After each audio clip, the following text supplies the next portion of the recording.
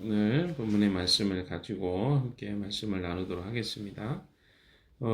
우리가 쭉 말씀을 진행하다 보니까 여러분이 내용들 아마 이제 좀 잘 정리가 되어 가고 있는 것 같습니다.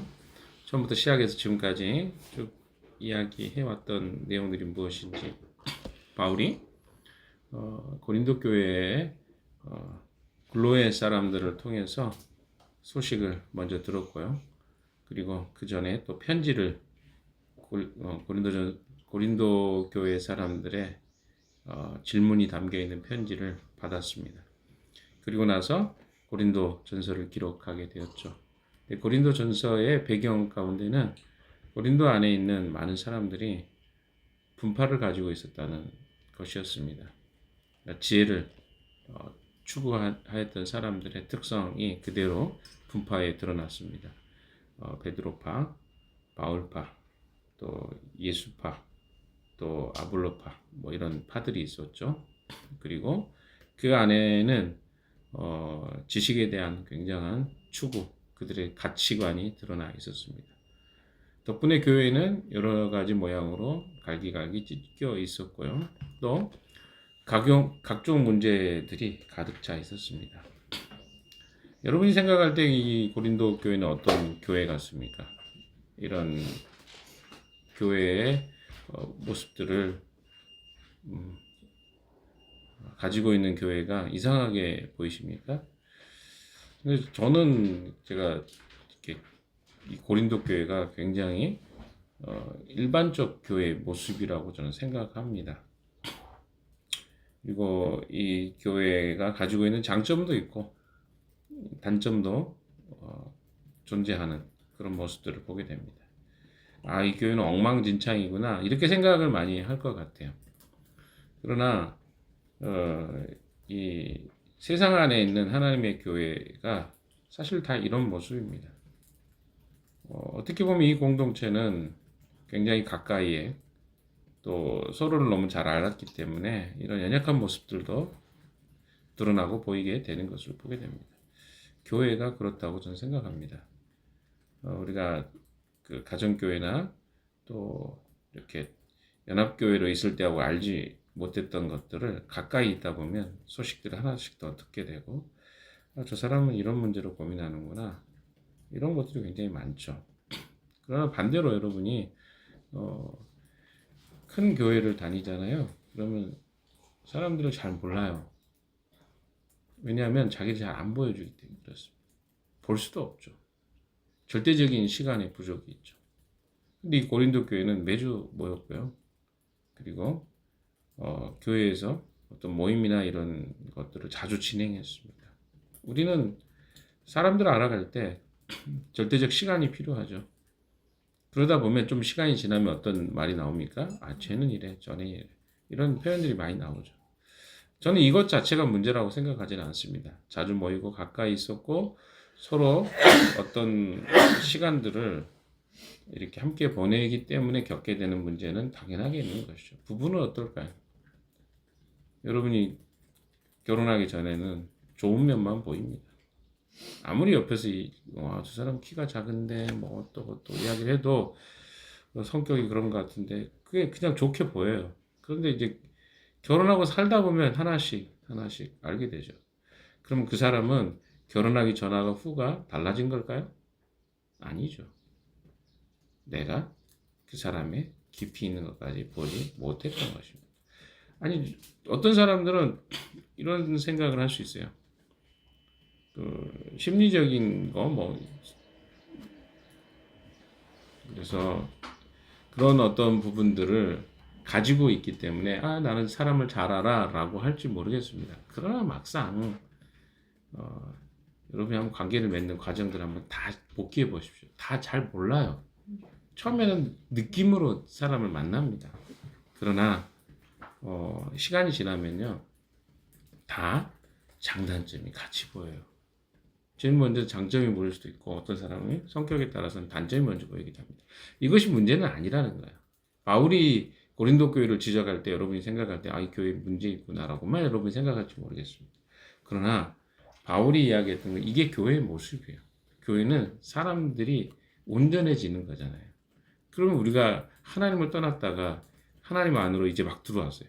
그럼 어떨까요? 우리의 모습들이 엉망진창이겠죠.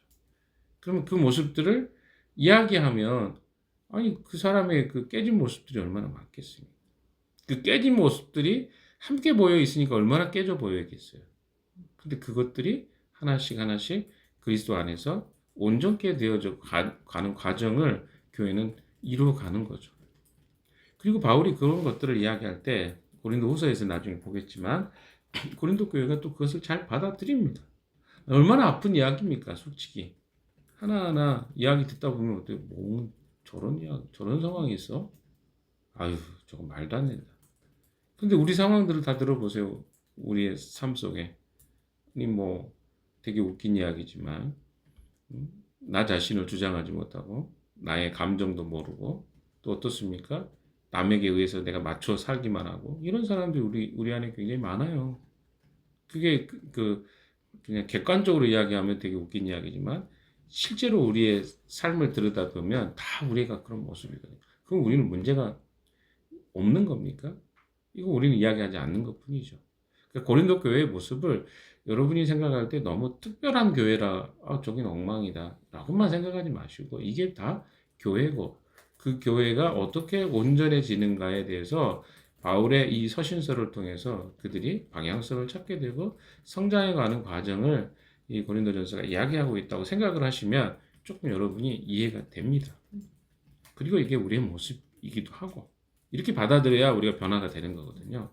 먼 이야기처럼 생각하면 이건 우리 이 정도는 아닌데 이렇게 생각하면 받아들이기 별로 없겠죠. 그래서 그런 의미로 조금 본문의 이야기들을 좀 받아들이면 여러분에게 도움이 될 것 같습니다. 26절부터 오늘 이야기를 좀 들어가 보도록 하겠습니다. 26절을 같이 읽어볼까요? 시작. 그러면 형제자매 여러분은 어떻게 해야겠습니까? 여러분이 함께 모이는 자리에는 청정한 사람도 있고 가르치는 사람도 있고 하나님의 계시를 말하는 사람도 있고 방언으로 말하는 사람도 있고 통역하는 사람도 있습니다. 모든 일을 남에게 드리게 하십시오. 예, 그 고린도 교회 성도들을 향해서 바울이 하고 있는 이야기가 무엇입니까? 각 교회에는 다양한 존재들이 있다는 거예요. 다양성입니다. 이게 다양성이 무질서하게 보이는 것도 사실입니다. 그렇죠? 은사가 굉장히 많았어요. 은사가 많은 거는 좋은 일이죠.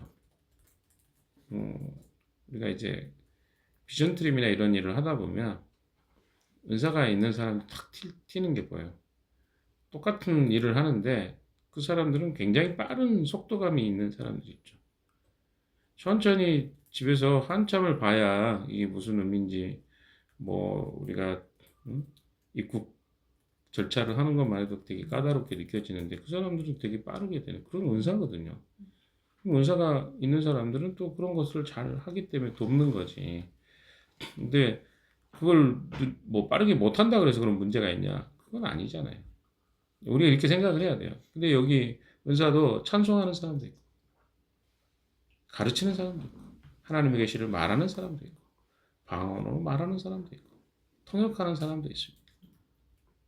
근데 여기서 핵심이 뭡니까? 모든 것을 덕을 세우는 일을 덕을 세운다는 말이 한국적 의미로 도덕적 어떤 것 세우라는 말로 자꾸 우리는 해석을 어렸을 때 저는 했었거든요. 근데 그게 아니고 교회를 세우는 거예요. 사람을 세우는 겁니다. 교회가 세워진다는 것은 건물로도 이해가 돼버리니까 우리의 이미지 속에는 그게 아니고 한 사람 한 사람이 그리스도를 닮아가는 온전한 사람이 되도록 하는 거 이게 덕을 세우는 거예요. 그 덕이 세워진다는 거죠. 교회가 온전케 되어지는 일에 내 은사가 쓰여지면 이건 잘하고 있는 일이라는 거죠. 그래서 예배의 궁극적인 목적이 뭐냐면 교회가 세워지는 거예요. 한 사람 한 사람이 그리스도를 닮아가는 겁니다. 그래서 하나님은 무질서의 하나님이 아니라 화평의 또 평화의 질서의 하나님이신 것을 말씀하고 있습니다.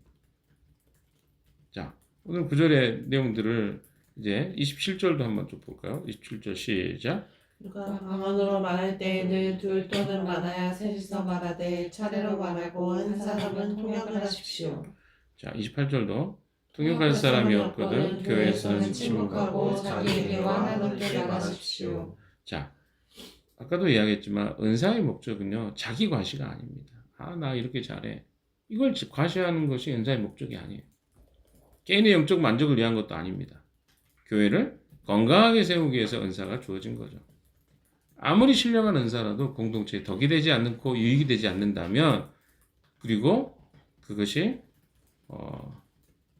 공적으로 공동체 전체에게 해가 된다면 사용하지 않는 것이 마땅합니다. 그래서 자꾸 공동체에서는 자기 은사를 지나치게 주장하거나 자랑해서는 안 돼요. 왜요? 그게 공동체의 유기적인 연합성을 깨뜨리기 때문에 그렇습니다. 여러분이 살펴야 돼요. 나는 내가 하고 있는 은사로 이 공동체를 세우려고 하는가? 아니면 내가 도드라지기 위해서 이 일을 하고 있는가? 우리는 이 싸움이에요. 끊임없이. 자꾸 우리는 어때요?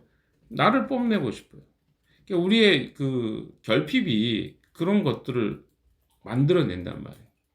내가 이 일을 하면 우리 의도는 안 하죠. 의도는 하지 않습니다. 누구도 그런 생각은 잘 못해요. 진짜 그런 생각을 하는 사람들은 지나친 자기중심성을 가지고 있는 사람이죠. 근데 의도하지 않지만 우리도 모르게 내가 뽐내고 싶은 아이들이 그렇잖아요. 뭐 우리 주일학교 아이들도 그렇고 앞에 나가서 춤추고 싶고 뭐 이런 거 귀엽기라도 하잖아요.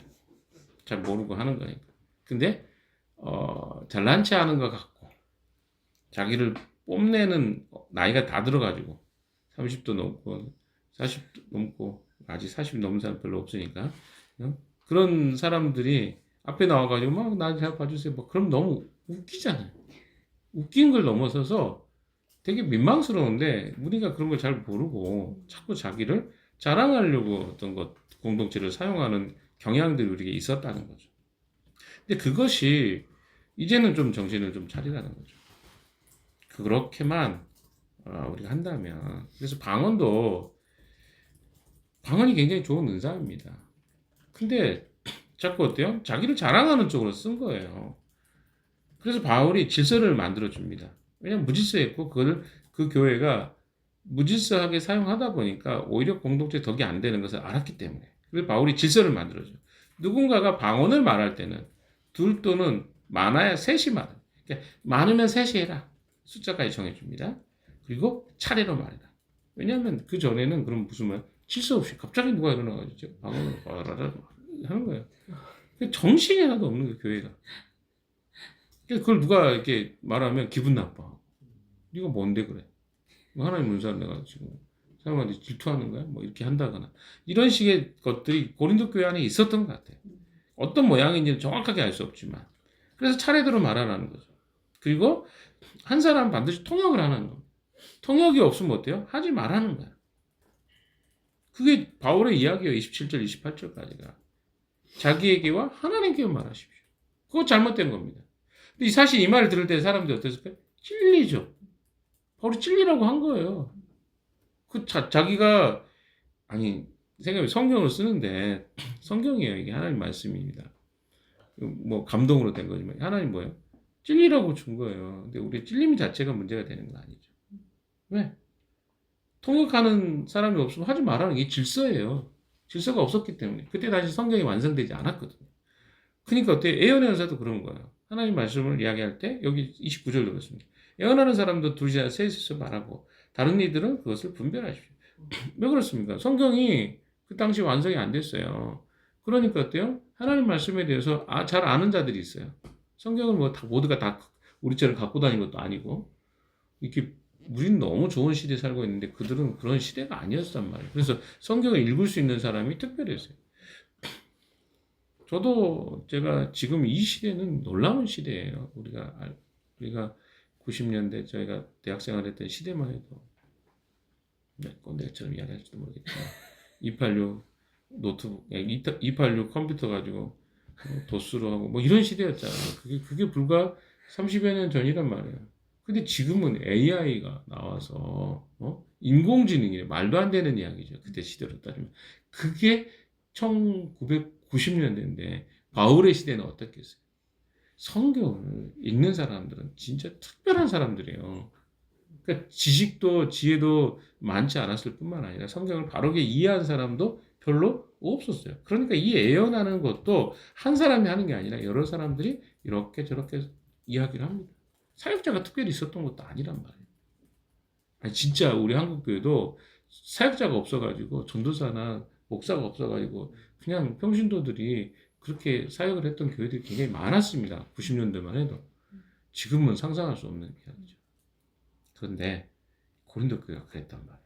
그래서 예언하는 사람은 둘이나 셋이서 말하고 다른 이들은 그것을 분별하는 게 이게 지금 하나님으로부터 온 건가? 이 성경이 맞나 틀리나 서로 분별해 주는 역할을 하는 거죠. 그래야만 됐단 말이에요.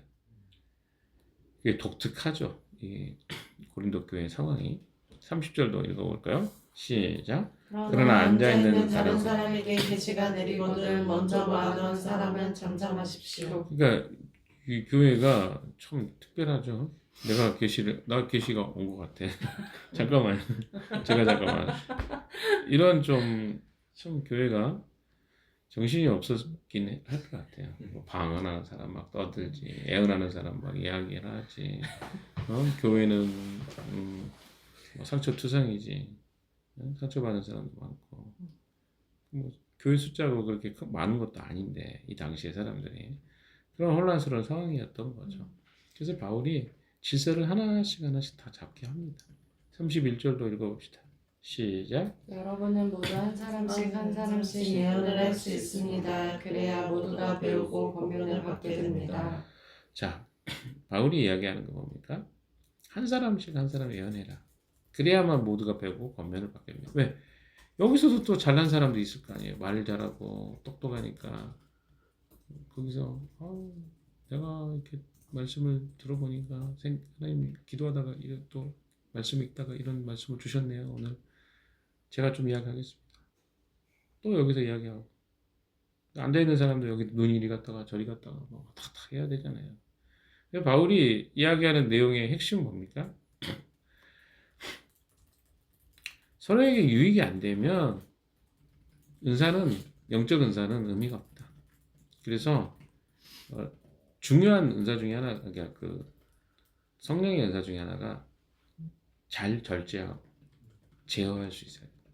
교회는 그것이 필요하다. 지금 그 이야기를 계속하고 있습니다. 32절도 보시면 예언하는 사람의 영은 예언하는 사람에게 통제를 받습니다. 왜? 하나님의 영이 같은 영이잖아요. 그래서 예언하는 사람들이 듣다 보면 이게 어때요? 이게 진짜 맞는 이야기를 하고 있는지 아닌지를 구별할 수 있기 때문에 그런 것들을 함께 사용하라는 것입니다. 이게 참 분별하기가 어려웠을 것 같아요. 그런데 그럼에도 불구하고 질서 있게 그런 예언의 은사조차도 질서 있게 사용되어야 된다. 그렇지 않으면 공동체에 유익이 되지 않는다. 아무리 좋은 것도 공동체에 유익이 되지 않으면 사용하지 않는 게 좋다. 이게 바울의 일관된 이야기입니다. 33절 같이 읽어볼까요? 시작. 하나님은 무질서의 하나님이 아니라 평화의 하나님이십니다. 성도들 모든 교회에서 그렇게 하는 것과 같이. 자, 여기서 이제 논쟁이 될 만한 이야기가 나오죠. 34절, 35절 읽어봅시다. 시작. 여자들은 교회에서 손잡고 있어야 합니다. 여자에게는 말하는 것이 허락되어 있지 않습니다. 율법에서도 말한 대로 여자들은 복종해야 합니다. 배우고 싶은 것이 있으면 집에서 자기 남편에게 물으십시오. 여자가 교회에서 말하는 것은 자기에게 부끄러운 일입니다. 네, 34절, 35절은 논란이 되는 이야기죠. 근데 이제 제가 성경을 읽을 때 일관된 해석의 방식을 설명을 드리면 이 성경이 그냥 자연스럽게 해석이 되는 것들은 문자적으로 읽으시면 돼요. 근데 이 맥락이 현재적 상황도 안 맞고 또 보편적 어떤 내용도 안 맞는 것들이 있어요. 그럼 그럴 때는 우리가 문자적인 해석보다는 문화적 맥락의 이해를 요구가 되는 것들이 있습니다. 왜냐하면 여러분 한번 생각해 보세요. 상식적으로 생각해 봅시다. 한국 교회에 60에서 60은 좀 그렇고 70% 가까이는 다 여성입니다. 여성들에게 잠잠히 있으라고요? 그 말이 되는 이야기입니까? 그럼 여성들하고 남성들하고 뭐 차이가 어떻게 더 있나요? 오히려 국가적으로 봤을 때는 여자들이 공부도 잘해가지고 오히려 남자들에게 조금 그 뭐죠? 배분을 더 줘야 된다 이런 이야기가 나올 정도인데 그러면 이건 지적 어떤 영역이라고 생각하기 어렵잖아요. 여러 가지를 봤을 때 이런 것들은 문자적 해석으로 하면 굉장히 공동체를 깨트릴 만한 그런 문제가 있는 본문이란 말이에요. 그래서 이 본문을 문자 그대로 해석하는 것은 별로 좋지 않습니다. 근데 문자 그대로 해석하는 사람들도 있어요. 근데 저는 그런 사람은 아니에요. 그리고 보수적 기독교에서는 이걸 어떻게 해요? 해석을 이렇게 해요. 그래서 여자에게 안수를 주지 않는, 목사 안수를 주지 않는 이유 중에 하나가 이런 본문에 대한 문자적 해석이 있기 때문에 그래요. 그러나 일반적으로 봤을 때 이거는 그렇게 해석을 하면 좀 문제가 많다라고 생각이 들고요. 이 시대적 맥락이 중요하다고 생각합니다. 왜 그랬을까요? 제가 여러 차례 이야기 드렸습니다. 여성은 교회에서 아무 말도 하면 안 된다. 이렇게 해석해서는 안 되죠. 바울은 고린도서 11장에서도 여성들이 교회에서 기도나 애언을 할 때 복장에 대해서 언급했던 기억이 납니다. 당시에 특수한 사회적 배경이 있었다는 것을 여러분이 좀 기억하십시오. 고린도 교회 내 일부 여성들이 예배나 은사가 행해지는 와중에 무질서하게 갑자기 막 그러니까 사회적 그런 어떤 작용을 잘 못하는 사람들이 중간에 막 질문을 막 던져버린다. 지금 애언을 하고 있는데 질문을 막 던진다거나 공적인 자리에서 교사나 남편의 권위를 흔들고 예배를 방해하는 혼란을 야기했던 것으로 보입니다. 따라서 이 구절은 여성에 대한 차별이라기보다는 당시 예배의 무질서를 정리하기 위한 처방적 지침이라고 보는 것이 이해하는 것이 타당합니다. 그러니까 그 당시에 여성들이 이제 지금하고는 다르죠. 교육을 거의 못 받았다. 여성이 그만큼 뭐예요? 사회적으로 방치된 거죠. 여성 인권도 없었고. 그리고 그게 오늘날의 여러분의 좀 이렇게 표현하는 거죠. 중동의 상황들을 보면 여성들에 대한 굉장히 차별이 있어요. 근데 여성들 스스로도 어떻게 해요? 그걸 막 그렇게 극복하려고 생각하지 않죠. 그냥 그걸 문화적으로 받아들이잖아요. 뭐 예를 들어서 사우디 같은 경우도 최근에 조금 바뀌었다고 하긴 하는데 축구장 같은 여자도 못 갑니다. 이란 같은 경우도 그렇고요. 못 해요. 그럼 굉장히 이게 사회적으로 웃기잖아요. 남자들만 축구장에 드글드글 하대요. 중동에 가면. 뭡니까 이게? 그러니까 이런 모습들이 여전히 존재하잖아요. 21세기를 사는데도. 그런데 2000년 전에 중동, 이스라엘의 뭐 그 지역 근방에 있는 사람들의 모습들이 다 그랬다는 거야. 그리고 여성들은 교육의 기회도 없었고 그러다 보니까 여성들이 어때요? 교육받지 못한 행동을 하는 거죠. 교회 안에서. 그렇지 않아도 무질서한데 이게 교회가 너무 난장판인 거죠. 그래서 그런 처방적 의미에서 이런 이야기를 하고 있다는 것을 여러분이 생각하고 들으시면 될 것 같습니다. 그래서 이걸 보편적 이야기로 이해를 하면 조금 해석이 어려워요. 자, 36절 이하에 보겠습니다. 하나님 말씀이 여러분에게서 났습니까? 또는 여러분에게만 내렸습니까? 누구든지 자기가 예언자이거나 성령을 은사로 받은 사람이라고 생각하거든 내가 여러분에게 써보내는 이 글이 주님의 명령이라는 것을 알아야 합니다. 자, 38절 시작. 누구든지 이것을 인정하지 않으면 그 사람도 인정을 받지 못할 것입니다. 그러므로 나의 39절 40절 같이 읽습니다. 시작. 그러므로 나의 형제자매 여러분 예언하기를 열심히 구하십시오. 그리고 방언으로 말하는 것을 막지 마십시오. 모든 일을 적절하게 하고 질서 있게 해야 합니다. 자, 36절 37절은 37절 38절은 좀 그런 것에 대한 바울이 이야기하는 권위에 대한 문제인 것 같아요. 보시면 누구든지 자기가 예언자이거나 성령의 은사를 받은 사람이라고 생각하거든 내가 여러분에게 써보내는 이 글이 주님의 명령이라는 것을 알아요. 무슨 말이냐면 아니 너만 사역자야? 너만 특별해? 왜 우리한테 우리는 뭐 그런 게 없어? 이런 생각이 들 수 있잖아요. 교회 안에. 이런 생각이 들었을 것 같아요. 우리가 뭐 비평적인 사람이 반드시 있기 때문에. 그러면 그럴 때 무슨 생각이 들어요? 내가 생각하고 옳은 게 아닌가? 이런 주장을 할 수 있다는 것을 바울이 안 거예요. 그래서 저기서 바울이 이야기합니다. 누구든지 자기가 애언자이거나 성령을 은사로 받은 사람이라면 생각하거든. 내가 여러분에게 써보내는 이 글이 주님의 명령이라는 것은 협박이야? 이렇게 생각할 수도 있을 것 같아요. 왜? 그 36절에 하나님 말씀이 여러분에게 났습니까? 또는 여러분에게만 내렸습니까? 왜냐하면 그 사람들이 생각할 때 내게 은사가 있기 때문에 내가 이런 생각을 할 수 있다는 거야. 갑자기 바울만 특별해? 나도 하나님이 나를 이렇게 예언의 은사를 주셔가지고 이렇게 하는 사람인데 왜 바울이 뭐라 하는 거야? 기분 나쁠 수 있다는 거죠. 그러나 바울이 단순히 그들을 뭐 제어하려고 하거나 이래서가 아니라 정말 주님의 명령으로 또 주님이 자기에게 감동으로 이것들을 이야기하고 있기 때문에 네가 은사를 받은 사람이라면 이게 하나님으로부터 온 건지 아닌지 분명하게 분별해라 라고 이야기하는 겁니다. 그래서 38절에 누구든지 이것을 인정하지 않으면 그 사람도 인정을 받지 못. 왜? 내가 하나님의 감동으로 대해서 어떤 예언을 하고 있다고 하면서도 바울이 하나님의 감동으로 쓴 이 편지에 대해서 인정하지 않는다면 그 사람도 인정받기 어렵다는 거예요. 좀 성격적으로 그런 사람들에게는 챌린지가 됐을 것 같아요. 기분 나쁠 수 있죠. 바울의 이야기가 분명히 기분 나쁜 이야기가 있어요. 내용들 한번 잘 들어보세요. 고린도 교회 이야기가 어떤 사람들에게는 굉장히 기분다. 근데 여긴 질서입니다. 교회가 질서가 없어져 버리면요. 그럼 누가 권위를 세웁니까? 아니 다 옳은 이야기면 다 옳은 이야기면 어디서 질서가 세워져요? 그래서 우리가 리더를 세우는 것도 그렇고 여러 가지 것들이 다 질서 때문에 세워지는 거예요. 그 질서가 깨지잖아요. 그럼 공동체는 혼란스러워져요. 우리가 이런 것들을 좀 잘 기억할 필요가 있을 것 같아요. 마지막에 39절 40절에 이야기하는 것은 바울이 또 혼란스럽게 이야기하죠. 이제까지는 하지 말아가는 것처럼 하다가 갑자기 그거를 막지 마십시오. 열심히 구하십시오. 이 은사 자체에 문제가 있는 게 아니라는 거예요. 어떻게 이것을 질서 있게 공동체가 사용하느냐가 핵심인 거죠. 사랑하는 여러분, 기억하십시오.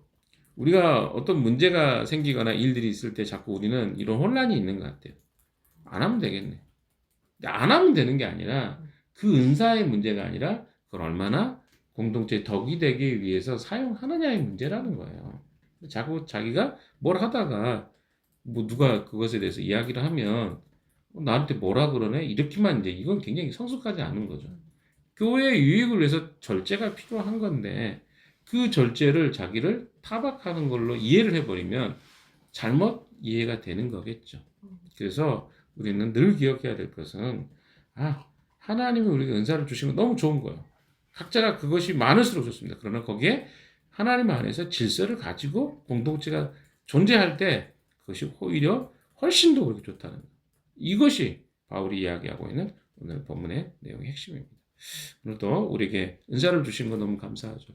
그래서 공동체에 은사를 줄 때 어제도 그런 모임을 하다 보면 그렇잖아요. 은사가 있잖아요. 그럼 은사가 있는 사람들이 먼저 이야기해요. 조용히 듣죠. 끝나고 나면 이게 똑같아요. 그런 은사를 활용하는 거죠. 뭐 나도 알고 있는데 뭐 누가 더 잘났네 뭐 이런 게 이렇게 되면 그 복잡해지죠. 그런데 인정해 주는 거예요. 이 사람 잘하지. 그럼 그걸 세워주는 거고. 그 사람 끝나면 또 다른 사람이 이런 영역에서도 이렇게 하는 거고.